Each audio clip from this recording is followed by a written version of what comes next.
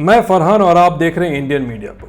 आज बात करेंगे असदुद्दीन ओवैसी, जिनकी पार्टी AIMIM जो इलेक्शन में खड़ा हो रही है बिहार में। इसके बारे में ये कहा जाता है कि ये बीजेपी की बी टीम है और ये हमेशा वोट काटने आती है। एक डेटा आपके सामने रखता हूँ, उसके आखिर में पता चलेगा आपको कि ये बात कितनी सही है या कितनी गलत है। हम बात करेंगे महाराष्ट्र असेंबली इलेक्शन का 2014 और 2019 का। 2014 में AIMIM पहली बार असेंबली इलेक्शन तेलंगाना और आंध्र प्रदेश से बाहर जाकर पार्टिसिपेट किया। महाराष्ट्र असेंबली इलेक्शन में जो टोटल सीट थे वो था 288 और असदुद्दीन ओवैसी की पार्टी ने अपने तरफ से 24 कैंडिडेट फील्ड में उतारे। इलेक्शन कमीशन के डेटा के अनुसार AIMIM ने 2 सीट पर जीत हासिल किया। 2014 के महाराष्ट्र असेंबली इलेक्शन में अगर आप देखेंगे तो सिर्फ 2 सीट पे सेकुलर वोट का इम्पैक्ट हुआ था। पहला जो नाम था नांदेड़ साउथ और दूसरा था भिवंडी वेस्ट। नांदेड़ साउथ में हेमंत श्रीराम पाटिल जो थे उनको वोट मिला था 45,836। दूसरे नंबर पर बीजेपी थे, उनको वोट मिला था 42,629 और AIMI को मिला था 34,590 और कांग्रेस को मिला था 31,762। लोगों का सोचना यहाँ पे ये था कि अगर कांग्रेस के वोट में AIMI का वोट को जोड़ दिया जाएगा तो कांग्रेस वहाँ से जीत जाती, लेकिन नंबर 2 पे बीजेपी भी है। भिवंडी वेस्ट में बीजेपी की जीत हुई और वोट मिला था 42,483। कांग्रेस को मिला था 39,157। तो वोट ऑफ जो मार्जिन था वो था 3,326 और वहीं पे AIMIM को जो वोट मिला था वो था 4,686। तो इसीलिए कहा जाता है कि अगर ये वोट इनको नहीं मिलता तो कांग्रेस जीतती। तो 2014 में 2 सीट ऐसे थे जहां पे सेकुलर वोट का इम्पैक्ट हुआ था, जिसकी वजह से ये कहा जा सकता है कि इनकी पार्टी की वजह से सेकुलर पार्टी हार गई। 2019 में महाराष्ट्र के असेंबली इलेक्शन में AIMIM ने अब 44 सीट पे अपने कैंडिडेट को खड़ा किया। 2014 में जिन सीटों पे AIMIM की जीत हुई थी उसमें से वो लोग दोनों सीट हार गए थे। तो 2019 में पार्टी जो 2014 में 2 सीट पे जीती थी उस पे हार गई और नई 2 जगह बनाई। एक था दुले और दूसरा था मालेगांव सेंट्रल। दुले 2014 में यहाँ पे बीजेपी की जीत हुई थी और 2019 में AIMIM के शाह फारूक अनवर की जीत हुई। वोट का जो मार्जिन था वो था 3,307। इनकी जीत हुई थी इंडिपेंडेंट कैंडिडेट के अगेंस्ट में। मालेगांव 2014 में यहाँ से कांग्रेस की जीत हुई और 2019 में AIMIM के इस्माइल अब्दुल की जीत हुई।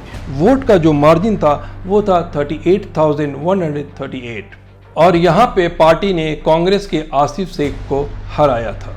असदुद्दीन ओवैसी के पार्टी का ओवरऑल वोट शेयर बढ़ा। 2014 में जो टोटल वोट था वो था 5 लाख और 2019 में बढ़कर हो गया 7.5 लाख। 2019 में 44 सीट पे कैंडिडेट खड़ा किए गए और इस बार 7 सीट पे शिवसेना और बीजेपी का जो विन होने का मार्जिन था वो AIMIM के मिले हुए वोट से कम था। ये टोटल 7 जगह थे, उनका नाम इस तरह है। बालापुर, यहाँ पे शिवसेना की जीत हुई थी। जो मार्जिन से जीत हुई थी वो था 18,788 और AIMI को मिला था 44,507। नागपुर सेंट्रल बीजेपी की जीत हुई थी।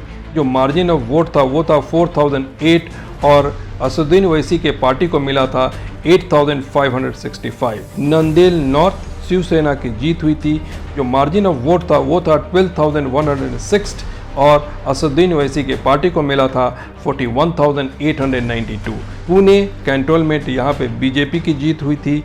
जो मार्जिन ऑफ वोट था जीतने का वो था 5,012 और असदुद्दीन ओवैसी के पार्टी को मिला था 6,142।